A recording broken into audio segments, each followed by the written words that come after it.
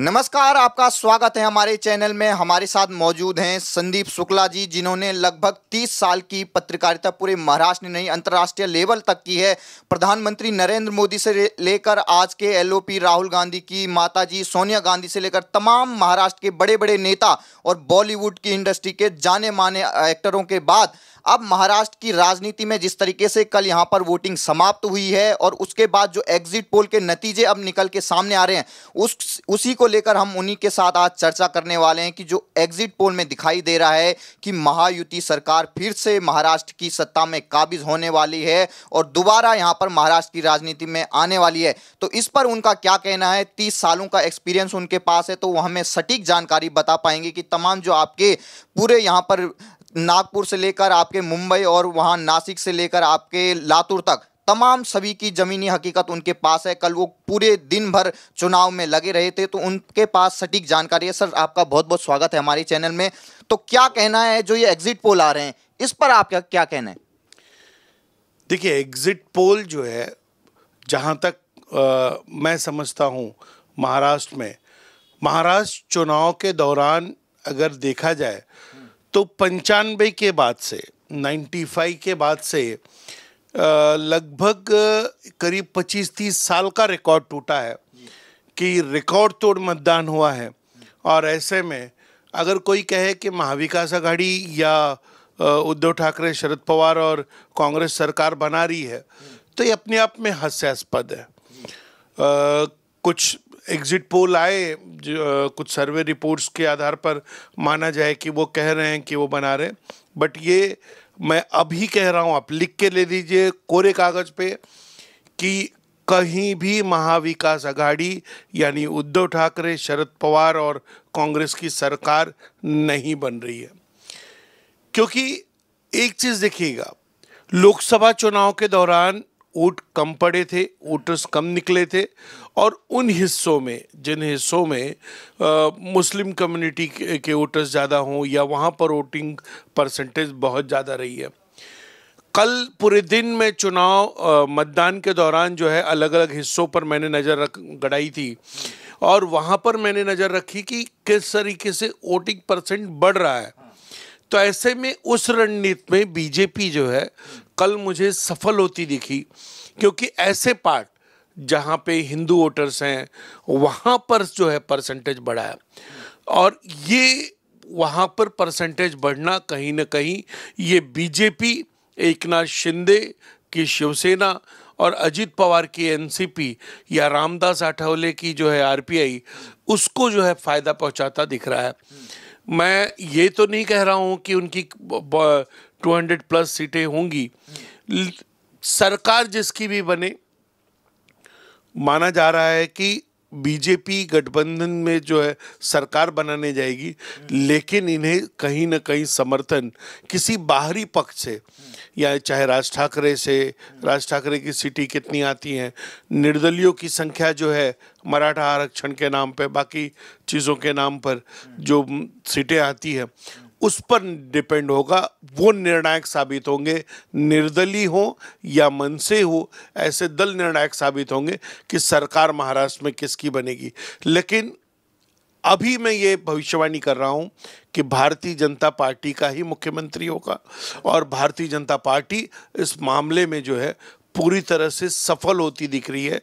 जो कल के चुनाव के जो रुझान आ रहे थे, जिस तरह से देखे जा रहे थे, जो वोट पड़ रही थी, उसके हिसाब से। जैसे आपने कहा कि इसमें कोई शक नहीं है कि बीजेपी और महायुति की सरकार आने वाली है, लेकिन वहीं दूसरी तरफ जो संजय राउत हैं, एग्जिट पोल के बाद वो ये कह रहे हैं कि हमारी 160 से 170 सीटें आने जा रही हैं और मुख्यमंत्री के चेहरे पर हम बड़ी बैठक करने वाले हैं। इस पर आपकी क्या राय है? देखिए, संजय राउत एक पार्टी के नेता हैं, उस पार्टी के सांसद हैं, उस पार्टी के जो है प्रवक्ता हैं। तो ऐसे में यूबीटी यानी उद्धव बाला साहब ठाकरे शिवसेना के वो नेता हैं कि वो आप क्या सोचते हैं, वो बोलें कि नहीं हमारी पार्टी नहीं आ रही, हम नहीं जीत रहे हैं? या कैलकुलेशन क्या है? कैलकुलेशन जो है, जो वोटिंग परसेंटेज आप देखेंगे, वोटिंग परसेंटेज कहाँ बढ़ा है, किन इलाकों में बढ़ा है, मैं उस आधार पर बात कर रहा हूँ। संजय राउत ये कहने की क्षमता रखते हैं कि अगर हिंदू इलाकों में वोटिंग परसेंटेज बढ़ा है तो वो वोटिंग परसेंटेज का फ़ायदा जो है यूबीटी को या फिर कांग्रेस को या फिर शरद पवार की एनसीपी को होगा, ये बिल्कुल नहीं कह पाएंगे। मेरा जो आकलन है कि मुंबई जैसे शहर में बीजेपी बहुत अच्छी स्थिति में रहेगी।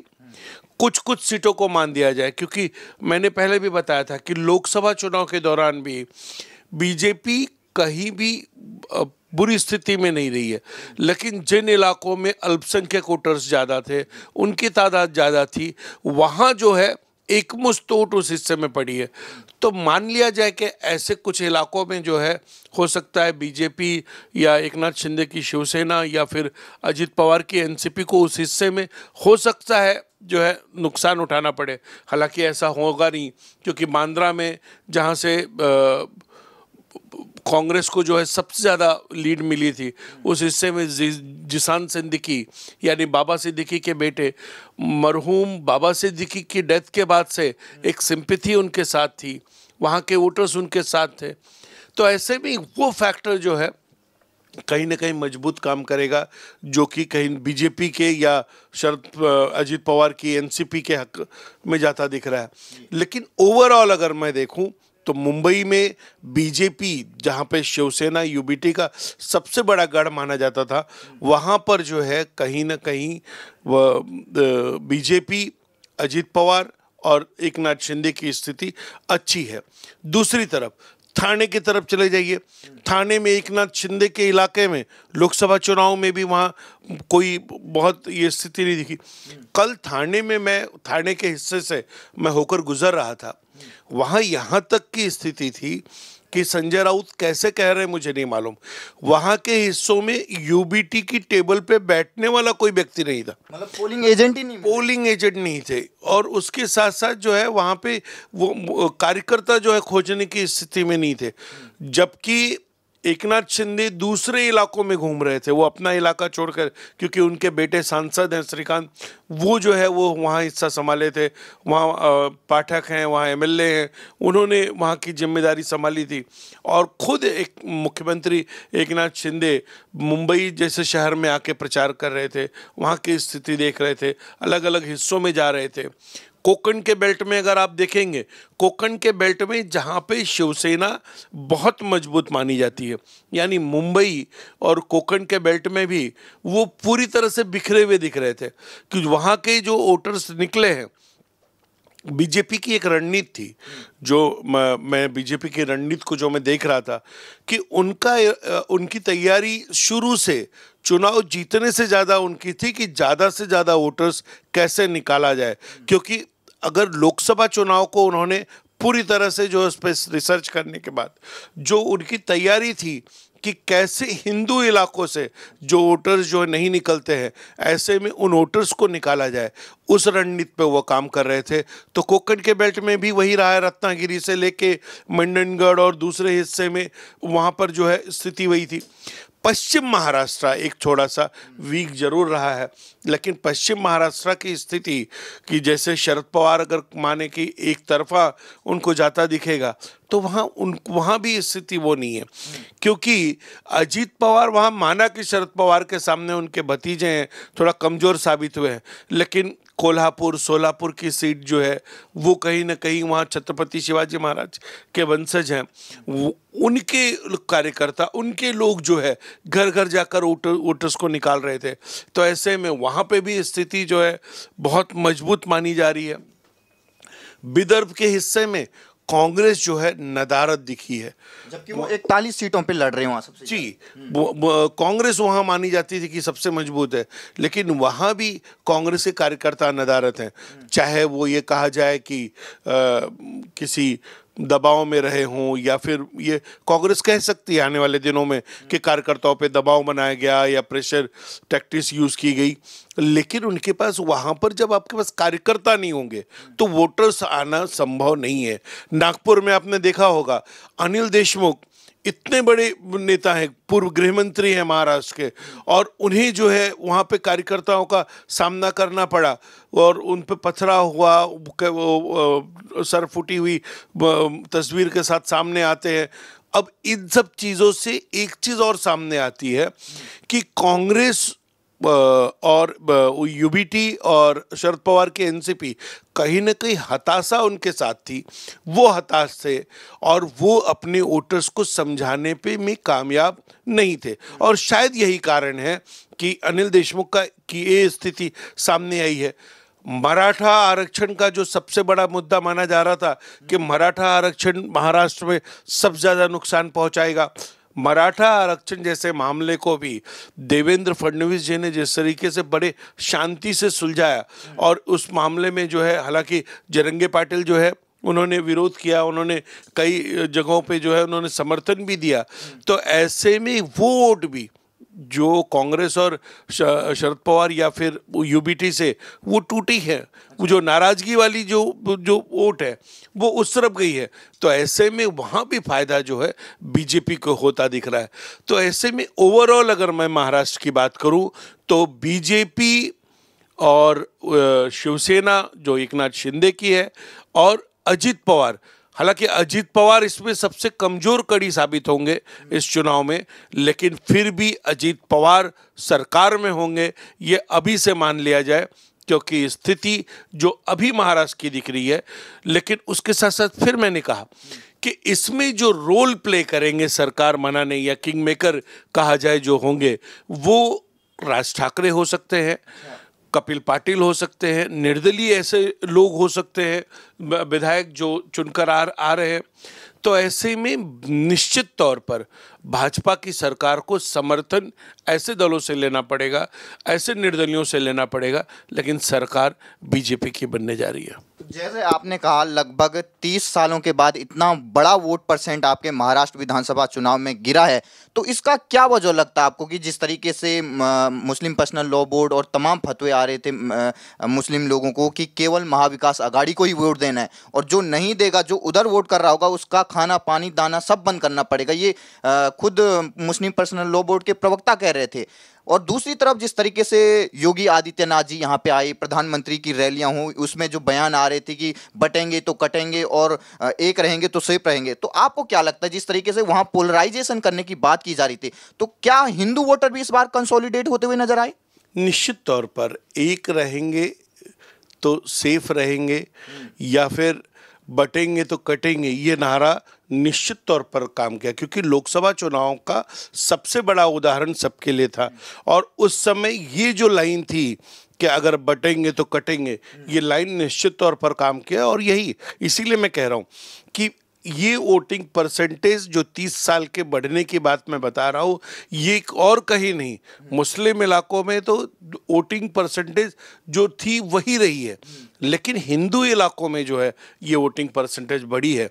तो ऐसे में वो जो नारा था, चाहे वो प्रधानमंत्री जी ने दिया हो या योगी जी ने दिया हो, आपने देखा होगा ओवैसी का एक पत्रकार जो अब इन दिनों बीच में सांसद बन गया था, उसने जितनी घटिया ढंग से उस आदमी का नाम लेना पाप है, उस व्यक्ति ने जिस तरीके से उन्हें गंजा कह के, टकलू कह के, बाकी योगी जी को कह के, जिस आदमी की औकात नहीं है, वो आदमी जब इस तरह की भाषा बोलता है तो निश्चित तौर पर कहीं ना कहीं हिंदुओं में ये भावना, क्योंकि योगी जी हमारे लिए सिर्फ मुख्यमंत्री नहीं है, योगी जी एक पीठ के जो है महंत हैं, हमारी आस्था से जुड़ा हुआ है, वो जो कपड़ा पहनते हैं वो हमारी आस्था से जुड़ा हुआ है। ऐसे में अगर उन पर कोई छीटाकसी करे, आप बतौर मुख्यमंत्री उनके काम के ऊपर जो है आप 1000 सवाल खड़े कर दो, वो काम नहीं कर रहे हैं, वो लोगों के काम नहीं आ रहे हैं, आप दुनिया भर की बात कह दो, वो कोई फर्क नहीं पड़ता हिंदुओं को, क्योंकि वो मुख्यमंत्री हैं, वो मुख्यमंत्री के तौर पर अब साबित करें। लेकिन अगर भगवा के तौर पर अगर उनके जो है सर मुंडवाने के ऊपर आप अभद्र भाषा बोलते हो, तो ऐसे में हिंदू एकजुट होगा, क्योंकि आपकी भाषा वो मुख्यमंत्री या एक पार्टी के नेता पर नहीं, आपके धर्म पर प्रहार है, आपके जाति पर प्रहार है, और ऐसे में आपके जब सनातन पर प्रहार होगा तो निश्चित तौर पर ये बात जो एक रहेंगे तो नेक रहेंगे या फिर बटेंगे तो कटेंगे, ये नारा जो है वहाँ काम आता है। और ऐसे ही नारों की वजह से जो स्थिति है, जो मैं कह रहा हूँ कि सरकार बीजेपी बनाने जा रही है। जैसे आपको लगता है कि हरियाणा में कहा गया था कि इसी नारे की वजह से वहां पर बीजेपी की हारते हारते जीत हुई है, तो वही अब महाराष्ट्र में रिपीट होने वाला है और अब दिल्ली का भी चुनाव नजदीक आ रहा है। बिल्कुल। अच्छा, बहुत अच्छा कि आपने हरियाणा का एग्जाम्पल दिया। हरियाणा में भी सारे एग्जिट पोल, सारे तरफ से सारी मीडिया चिल्ला चिल्ला के कह रही थी कांग्रेस सरकार बनाने जा रही, कांग्रेस सरकार बनाने जा रही है। लेकिन वो सारे एग्जिट पोल, सारी की सारी मीडिया का जो आकलन था वो धराशायी हो गया और स्थिति जो है जो सामने आई वो भारतीय जनता पार्टी उभर के जो है सरकार बनाने में कामयाब रही। अच्छा, दूसरी एक चीज, आज के डेट में भारतीय जनता पार्टी के कार्यकर्ता पन्ना लेवल, बूथ लेवल पर पहुंचे हुए हैं। वोटर्स निकालने की क्षमता उनके पास अधिक है, एक एक वोटर तक जो है वो पहुंचने की क्षमता रखते हैं। ऐसे में ये जो वोटर्स बढ़ते हैं, जो ये 30 साल की बात जो मैं कह रहा हूँ कि अब तक का रिकॉर्ड तोड़ मतदान हुआ है, तो ये 30 साल के बाद जो है ये इतने वोटर्स, चूँकि अगर आप देखेंगे तो इन दिनों शादी ब्याह का जो है सीजन है। उत्तर भारत के लोग जो है बहुत बड़ी संख्या में जो है महाराष्ट्र, मुंबई से जो है बाहर जा चुके हैं, बाहर के हिस्से में जा चुके हैं। उसके बावजूद जो लोग यहाँ थे, कई तो मैंने ऐसे घर देखे हैं, मेरे अपने घर में, जैसे मैंने देखिए वोट किया था, मेरे अपने घर में जो लोग गांव गए हुए हैं वो आकर यहाँ वोट करके फिर वापस वो गांव गए हैं। तो ऐसे में जागरूकता, और सबसे बड़ी बात वो नारा कि एक रहेंगे तो नेक रहेंगे, अगर बटेंगे तो कटेंगे, वो नारा एक मायने करता है। और ऐसे में वो चीज़, वो भावना कि अगर आप दूसरी तरफ आप खड़े होते हो, दूसरी तरफ के लोग अगर वो जो है ये दिखा रहे हैं कि हम वोटिंग के लिए कितने जागरूक हैं, हम एक साथ एक हिस्से में जाने के लिए कितने सक्षम हैं, तो ऐसे में हिंदू भी वोटर्स जो है उसी भावना से काम करता है। तो निश्चित तौर पर ये जो फायदा है वो बीजेपी को हुआ है, वो योगी जी को हुआ है, मोदी जी को हुआ है। मैं एक उदाहरण के तौर पे बताता हूँ। अंधेरी की एक सीट थी, मुरजी पटेल जो है वहाँ कैंडिडेट थे, हालांकि बीजेपी से थे, लेकिन वोटिंग सीटों के बंटवारे में एकनाथ शिंदे जी को वो सीट गई। वहाँ से वो धनुष्बाण की चुनाव चिन्ह से खड़े थे। काफ़ी नाराज़गी थी, नाराज़गी का जो पैमाना था उनका काफ़ी विरोधात्मक था कार्यकर्ताओं के भीतर। लेकिन लास्ट में जो समीकरण वहाँ बदले, ये समीकरण बदले कि मुरजी पटेल से अगर मेरा विरोध है, उनको लेकर अगर मैं विरोध करता हूँ, लेकिन वो विरोध मोदी जी या देवेंद्र फडणवीस पर नहीं जाना चाहिए, इसलिए जो ये 2 दिन में जो समीकरण वहाँ बदला वो उनके पक्ष में गया। विले पार्ले की जो सीट है, पराग अलोनी की सीट है, पराग अलोनी जो है 3 बार जो है यहाँ विधायक रह चुके हैं, और वो सीट को भी आप देखेंगे कि यहाँ तो लोकसभा चुनाव में उज्ज्वल निकम, एडवोकेट उज्ज्वल निकम जब यहाँ खड़े थे, उस सीट पर जो है वहाँ से करीब 50,000 वोटों की लीड लेते हैं। तो यहाँ तो कोई आपको सोचने की आवश्यकता नहीं है। दूसरे ऐसी सीटों पे जहाँ पे स्थिति बीजेपी की मजबूत रही है, वहाँ आपको सोचने की ज़रूरत नहीं है।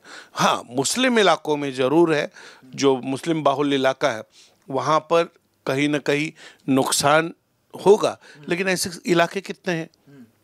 ऐसे एक 8-10 सीट छोड़ दिया जाए तो ऐसे कोई बहुत बड़ा इलाका नहीं है। लेकिन ये बात साफ है कि उद्धव ठाकरे की सीट रही हो, चाहे शरद पवार की सीट रही हो, चाहे वो कांग्रेस की सीट रही हो, बीजेपी की रणनीति में वो फंस चुके थे। और वोटिंग परसेंटेज को काटने के लिए जो कटुआ कैंडिडेट कहा जाता है कि वोटों को जो काटते हैं, उस समीकरण में कहीं ना कहीं बीजेपी, एकनाथ शिंदे और अजीत पवार ने जो सेंध लगाई थी, वो जो लोगों को खड़ा कराकर जो है वोटों को काटने की जो उनकी रणनीति थी, उसमें वो सफल हुए हैं। तो ऐसे में एक तरफ वोटिंग परसेंटेज का बढ़ना, दूसरी तरफ वो वोटें डिवाइड करे विरोधी पक्ष में जाने में। ऐसी इस रणनीति में भी बीजेपी कामयाब हुई है। तो चलते चलते हम 23 तारीख का इंतजार कर रहे हैं, आप भी कर रहे होंगे रिजल्ट का, और सुबह 8 बजे से जैसे ही मतदान गणना शुरू हो जाएगी तो आपको क्या लगता है उस दिन क्या होने वाला है? क्योंकि महाराष्ट्र की राजनीति में वो सबसे बड़ा दिन होने वाला है, क्योंकि बड़े बड़े दल टूट चुके हैं। अब उनकी साख पे यह है कि असली दल कौन सा है। तो आपको क्या लगता है कि जब मतगणना और रिजल्ट आएंगे उसके बाद महाराष्ट्र की राजनीति कितनी परिवर्तित हो जाएगी? महाराष्ट्र की राजनीति बस इतनी परिवर्तित हो जाएगी कि मैं आपको ये मिठाई खिला रहा हूँ और यही मिठाई खाने वाली जो राजनीति होगी, ये आप समझ लीजिएगा ये जीत की मिठाई है। और यही हिस्सा जो है ये इसी तरह का नज़ारा पूरे महाराष्ट्र में होगा। लोग जो है भारतीय जनता पार्टी की सरकार बनाने की मिठाई लोगों को खिला रहे होंगे। और जिस तरह का माहौल पूरे देश में बना है, खासकर जो है मुंबई और मुंबई के अगल बगल के हिस्सों में, तो भारतीय जनता पार्टी की सरकार बनने जा रही है। और विरोधी जो है फिर से ईवीएम को जो है दोष देंगे कि ईवीएम जो है, क्योंकि जो समीकरण थे या फिर उनके एग्जिट पोल थे वो उनके फेवर में दिख रहे थे, कैसे मामला बदल गया। वो ईवीएम फिर से गाली खाएगा बेचारा। और महाराष्ट्र में जो है सरकार बनने की जो बारी है वो बीजेपी किसी तीसरे एक घटक के साथ जो है मिलकर सरकार बनाएगी। हालांकि एकनाथ शिंदे मुख्यमंत्री नहीं होंगे, ये भी तय है। ये तय हो गया है? जी बिल्कुल तय हो गया है, क्योंकि उस समय जिन परिस्थितियों में उन्हें मुख्यमंत्री बनाया गया था वो परिस्थितियां अब नहीं हैं। क्योंकि अब जो है, हालांकि बीजेपी का वरदहस्त एकनाथ शिंदे जी पे रहेगा और एकनाथ शिंदे जी जिस तरह से शिवसेना को ओन करके ये पार्टी चला रहे हैं वो जो है कहीं ना कहीं मजबूत स्थिति में होंगे। और ऐसे में बीजेपी इसलिए भी उनके साथ मजबूत होगी क्योंकि बीजेपी को पता है एकनाथ शिंदे जी अगर वो कमज़ोर होते हैं तो शिवसेना कमज़ोर होगी, और अगर शिवसेना कमज़ोर होगी तो उद्धव ठाकरे मजबूत होंगे और वो बीजेपी के लिए नुकसानदेह होगा। तो ऐसे में जो परिस्थितियां हैं वो कहीं ना कहीं एकनाथ शिंदे के फेवर में जरूर होगी, लेकिन मुख्यमंत्री के तौर पे एकनाथ शिंदे नहीं होंगे। अब बीजेपी से कौन होता है ये दूसरा प्रश्न होगा। ये आपकी एक दूसरी बड़ी खबर होगी कि मुख्यमंत्री कौन होगा। लेकिन इतना है कि मुख्यमंत्री बीजेपी का होगा और बीजेपी के समर्थन वाली सरकार बनने जा रही है। तो देखा आपने किस तरीके से हमारे साथ मौजूद थे वरिष्ठ पत्रकार, जिस तरीके से 30 सालों का एक्सपीरियंस उनके पास है, तो उसी की आपको बातों में झलक रहा होगा कि कितने वो गहराई से महाराष्ट्र की राजनीति को जानते हैं। और जिस तरीके से आपने देखा होगा कि उन्होंने ये कहा कि बीजेपी जहां पहले से लोकसभा में मजबूत स्थिति में है वहां उन्होंने और अच्छी पकड़ बनाई, और भले अपनी जगह को छोड़ के बाकी जगह जैसे वेस्ट महाराष्ट्र है आपका और मराठवाड़ा है वहाँ भी अपनी स्थिति काफ़ी अच्छी की है। तो ये पूरा श्रेय जो जाता है वो देवेंद्र फडणवीस और तमाम जो महायुति के गठबंधन ने उन्होंने जो पकड़ दिखाई है पिछले 3 महीनों में, जो एक तरीके से पूरा परिवर्तन किया है। जैसे हरियाणा में परिवर्तन हुआ ठीक वैसा ही परिवर्तन यहाँ पे हुआ है। तो फिर हम आपसे मुलाकात करेंगे, सर से हम फिर मिलेंगे 23 नवंबर को जब रिजल्ट आ जाएंगे, उसके बाद फिर आपसे मुलाकात करेंगे। और जो आपने ये घोषणा की है कि होगा मुख्यमंत्री बीजेपी का, इसको भी हम आपको बताएंगे कि आखिर मुख्यमंत्री अगला कौन होने वाला है महाराष्ट्र का। जी नमस्कार।